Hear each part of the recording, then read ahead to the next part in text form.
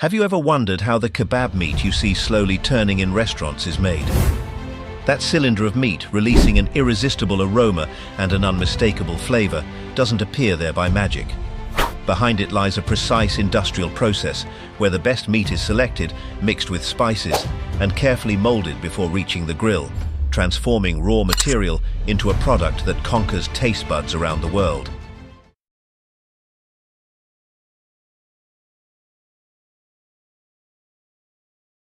Surely, at some point, while passing by the entrance of a specialized restaurant, the unmistakable aroma of kebab has captivated you even before stepping inside.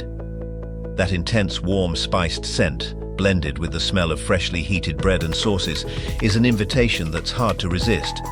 And there, by the entrance or behind the counter, we almost always find the most eye-catching element.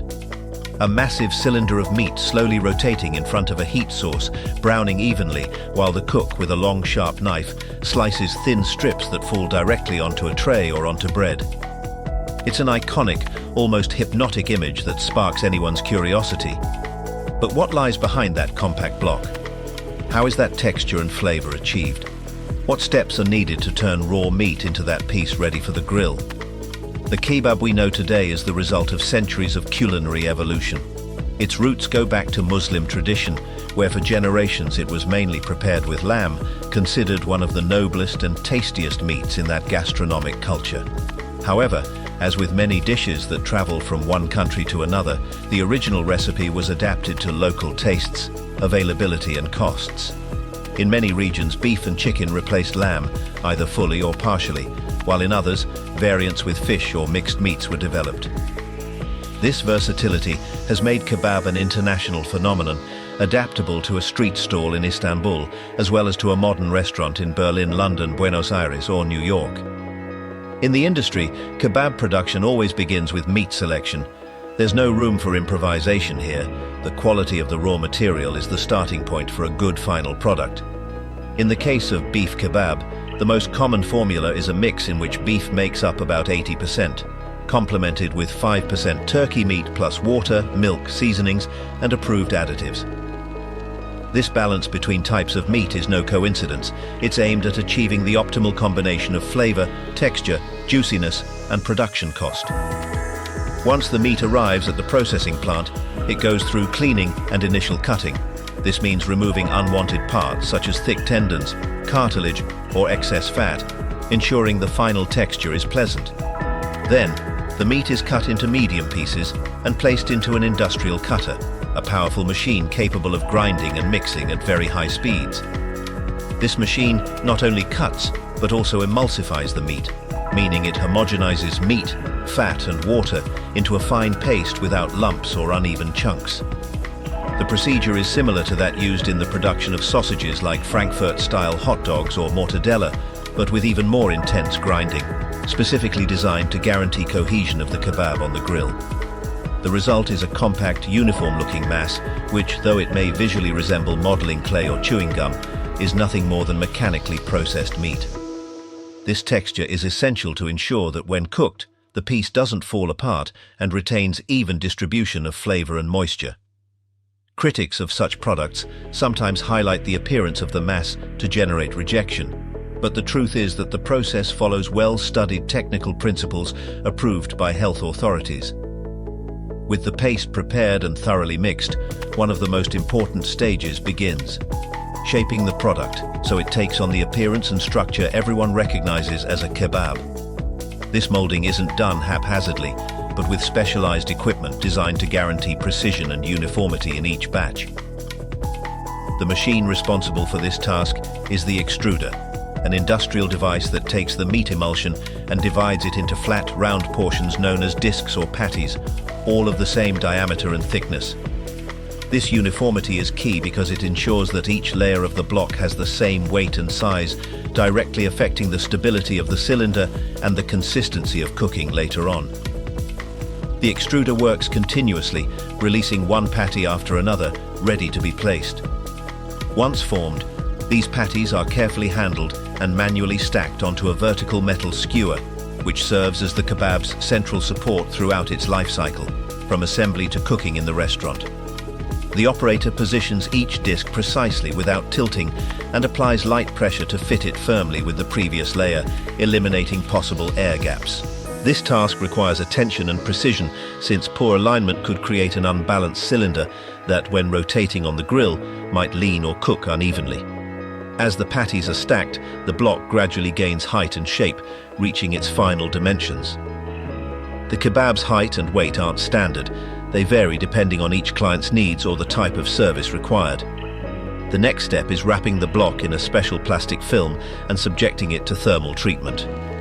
This stage has three main goals. First, to coagulate the proteins, binding the pieces and transforming the mass into a solid block. Second, to eliminate most microorganisms that could spoil the meat or endanger health. And third, to begin developing organoleptic characteristics, meaning aspects of flavor, color, and aroma that make the final product more appealing. After this treatment, the kebab is rapidly cooled to stop internal cooking, labeled with all necessary information, and frozen for storage and transport. As for additional ingredients, beef kebab usually includes, apart from beef and turkey, drinking water, milk, salt, various spices, flavor enhancer E621, monosodium glutamate, glucose, stabilizer E450, emulsifier E472, antioxidant E301, and polyphosphates. All these additives are regulated by European law, and their authorized use is completely safe for consumption. Chicken kebab, though sharing some steps with beef kebab, has key differences in preparation. In this case, the meat is carefully deboned and cleaned before being cut into medium pieces.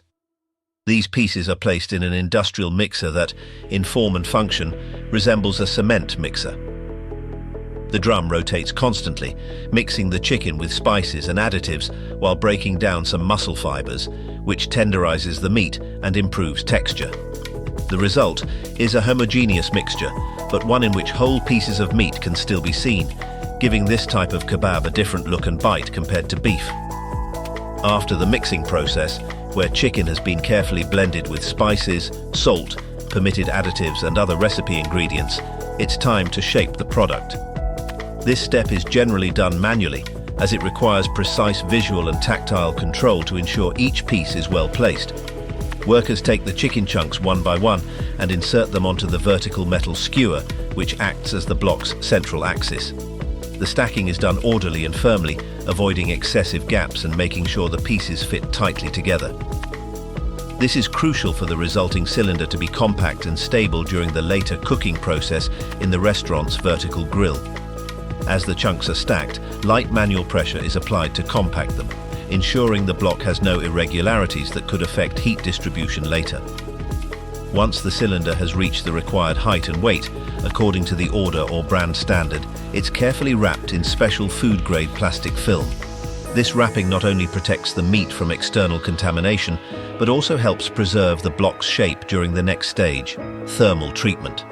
The reason for these process differences lies in the cost and utilization of the meat. Chicken, being more affordable, is used specifically for kebab production, allowing whole pieces to be employed. Beef, on the other hand, is utilized in the form of trimmings from larger cuts which can't be used whole, so they are minced and molded before being assembled into the block. Once the meat cylinders are frozen at the production plant, the final stage begins. Transport to restaurants and establishments where they'll be cooked and served. Transportation takes place in refrigerated vehicles that maintain the right temperature to preserve the product's properties. On arrival, the blocks remain in freezers until use. When it's time to prepare them, the meat cylinder is removed from its packaging and carefully placed on a vertical grill, firmly fixed to the metal skewer or axis that holds it during cooking.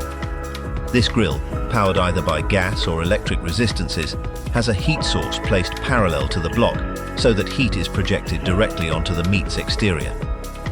The cylinder begins to rotate slowly, in a constant, controlled motion that ensures every part of its surface receives the same intensity of heat. Thanks to this rotation, the meat browns evenly on the outside while retaining juiciness inside, with the internal temperature rising gradually. The process is continuous. While some areas cook, others cool slightly, preventing the outside from burning and maintaining a perfect balance between texture and flavor. When the outer layer reaches the perfect point of cooking, the cook uses a long, thin, very sharp knife, or in some cases a specialized electric slicer, to shave off thin slices of meat. These tender, aromatic slices fall directly onto a serving tray or onto the bread that will be the dish's base. From there, they are combined with fresh vegetables, sauces and garnishes, resulting in various presentations: a durum wrapped in wheat tortilla, a kebab served in pita bread, or a full plate with salads, rice, or other side dishes. The kebab's characteristic flavor doesn't only depend on the meat, but also, to a great extent, on the spices. Although each producer guards their mix closely, the most common combinations include cumin, turmeric, coriander, cayenne, cinnamon, oregano, nutmeg, and paprika. The blend is chosen carefully so that when combined with slow roasting, the meat remains juicy and develops a captivating aroma. Kebab, in essence, is roasted meat, but its evolution has turned it into a culinary identity symbol for many countries. In Greece, for instance, it's known as gyros and can include pork, while in Turkey the modern doner kebab, as we know it today, was born in the 18th century, when cooks began roasting meat vertically to prevent fat from dripping into the fire and burning. By the mid-20th century, after World War II, Germany saw a large influx of Turkish immigrants, among them Kadir Nurman, credited with introducing and popularizing kebab in Europe, especially in Berlin.